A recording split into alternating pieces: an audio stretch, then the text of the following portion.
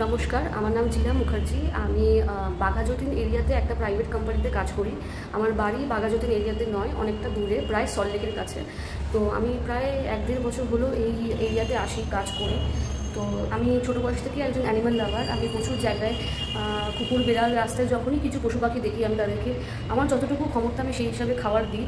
তো আমি যখন এখানে কাজ করতে আসি, এখানে রোজ আস্তে আস্তে এখানেও আমার কিছু অ্যানিম্যালের সাথে একটা বন্ডিং হয়ে যায়। এই বিড়ালগুলো এই বাড়ির আশেপাশেই এরিয়ায় থাকতো।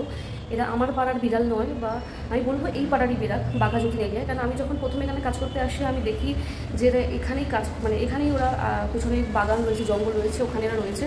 তো আমি ওকে একদিন দেখে খাবার দিই। তো সেই সময় থেকে একদিন দুদিন দিতে দিতে একটা রিলেশন টাইপের হয়ে যায়। ওরা আমার ওপর ডিপেন্ডেন্ট হয়ে গেছে খাবার খাওয়ার জন্য। তো 1 বছর হয়ে গেল আমি ওদের এখন খেতে দিই। আর এইসব খাবার দেওয়ার জন্য আমি অনেকদিন ধরে একটা সমস্যার মধ্যে পড়ছি, আমি সমস্যা ফেস করছি। এই বাড়ির 2তলায় 3তলায় যারা থাকে তারা রীতিমতো আমাকে মেন্টালি হ্যারাস করছে। প্রায় 2 মাস ওপর হয়ে গেল এরা আমাকে অনেকভাবে বাজেভাবে কথা শোনাচ্ছে। আমার পেছনে আমার স্টাফকেও আমার নামে বলে যাচ্ছে। তাদের বক্তব্য আমি যেন ইমিডিয়েট খাবার দেওয়া বন্ধ করি, আর আমার যদি এতই পশু প্রেম থাকে আমি যেন সবকটা বিড়ালকে আমার সাথে নিয়ে বাড়িতে চলে যাই। তো আমি কারোর সাথে ঝামেলা করতে চাই না, আমার পছন্দ হয় না ঝামেলা করা। আমি খুব শান্তিপ্রিয় মানুষ। আমি এইটুকুই প্রশ্ন আপনাদের সকলের কাছে যে আমি রাস্তাতে যদি 500-600 খানা বিড়ালকে খাবার খাওয়াই, কুকুরকে খাবার খাওয়াই, তো আমার পক্ষে কি সম্ভব সবাইকে নিয়ে আমার বাড়িতে যাওয়া? মানে আমি জানি আমাদের দেশে আইনকানুন ব্যবস্থা সম্পর্কে আমার খুব একটা আইডিয়া নেই, আর আমার অ্যানিম্যাল লস সম্পর্কে খুব একটা আইডিয়া নেই।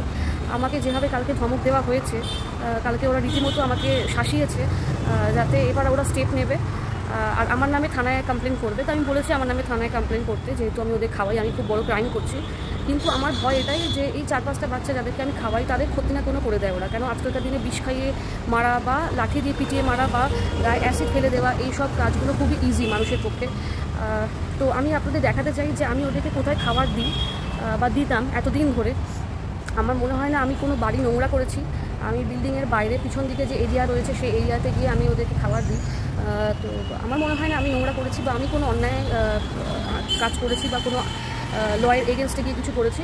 কিন্তু ওনাদের যেহেতু মনে হচ্ছে যে আমি করেছি, তাও একবার আমি এক্সপ্লেনেশন দিয়ে দিচ্ছি সকলকে যে এক্স্যাক্টলি আমি কী করতাম আর কোন জায়গায় খাবার দিতাম। তো একবার আপনারা দেখে নিন। এন্ট্রান্সের গেট, যে এন্ট্রান্সটা দিয়ে বাড়ির সবাই ভেতরে যায়, এখানটা মেন গেট। এই মেন গেটের বাইরে হচ্ছে মেন রোড, রাস্তা দিয়ে গাড়ি ঘোড়া সবাই সব কিছু যাচ্ছে, আপনারা দেখতে পাচ্ছেন। আর এই ভেতর দিয়ে এসে এটা হচ্ছে বাড়ির ভেতরে যাওয়ার গেট। আর এই গেটে ওরা জাল লাগিয়েছে যাতে কোনো বিড়াল কুকুর ভেতরে না ঢুকতে পারে, সেটাতে আমার কোনো অসুবিধা নেই, খুব ভালো কাজই করেছে তারা। আর এখান দিয়ে ঢুকে ওপরে হচ্ছে আমার অফিস। তো এইখান থেকে মেন গেট থেকে বেরিয়ে বিল্ডিংয়ের পিছনে একটা গ্যারেজ মতন জায়গা আছে, যেখানে কাস্টমাররা কখনো কখনো বাইক রাখে, আমাদের স্টাফরা বাইক রাখে, আর বাড়ির লোকরাও গাড়ি ফাড়ি বাইক সব রেখে দিয়েছে। আমি এই বিল্ডিংয়ের পেছনে, এই জায়গাটা খুব যে একটা পরিষ্কার জায়গা তা না, এই জায়গাটা একটা খোলা জায়গা যেখানে কেউ আসে না, খুব একটা কেউ ইউজ করে না। এই বিল্ডিংয়ের পেছনে চারিদিকে পাঁচিল দেওয়া এরিয়া রয়েছে, এই পাঁচিলের পেছন দিকে জঙ্গল এরিয়া রয়েছে। এই জঙ্গলের ভেতরে এরা বিড়ালগুলো থাকে মেনলি। এখান দিয়ে খাবার দাবার খেয়ে এই এরিয়া, এই পাঁচিল টপকে ওরা চলে যায়।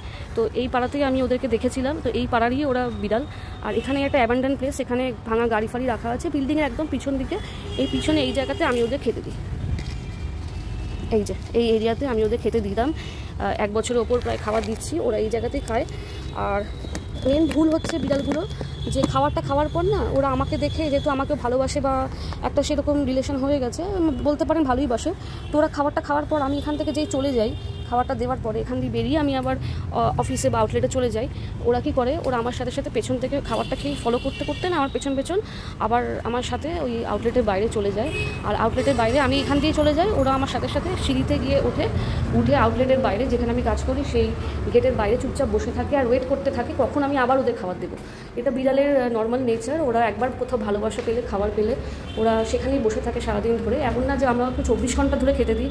আমি আমার সময় মতন কাজের ফাঁকে এসে খেতে দিই, দিনে 2বার কি 3বার নিচে নেমে বিল্ডিংয়ের পেছনেই খাবার দিই। আর যখন বৃষ্টি পড়ে, বাইরে খুব বৃষ্টি হচ্ছে, সেই সময়তে যদি মনে হয় যে বাইরে ভাত দিতে পারছি না, বৃষ্টি পড়ছে যেহেতু, তখন আমি সিঁড়িতে এই জায়গাটাতে, যেটা আমাদের আউটলেটের বাইরে যে স্পেসটা, সেই স্পেসে আমি খেতে দিই।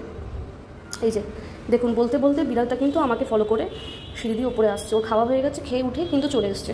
যেহেতু আমাকে ভালোবাসে, আমাকে চেনে, ও এইখানটাতে আসবে, এসে চুপচাপ আমার সামনে দাঁড়িয়ে থাকবে বা আমাকে ভালোবাসবে, আদর করবে, বা এখানে চুপচাপ বসে থাকবে। এই হচ্ছে ওদের দোষ। ওরা সিঁড়িতে কেন বসে আর আর আমি কখনও যদি মনে করি বৃষ্টি পড়ছে তো এরকম ড্রাই ক্যাট ফুড আমি ওদেরকে সিঁড়িতে দিই। তো ঠিক আছে, আমি এই সিঁড়িতে কখনোই ওদের দেবো না, আমি এটা প্রমিস করছি বাড়ির সকলের কাছে। কিন্তু আমি যদি বিল্ডিংয়ের বাইরে খেতে দিই, এই পেছনে এই জায়গাটাতে, তো আমার কী দোষ আছে আমি শুধু সবার থেকে একটু জানতে চাই, আমার ভুলটা কোথায়।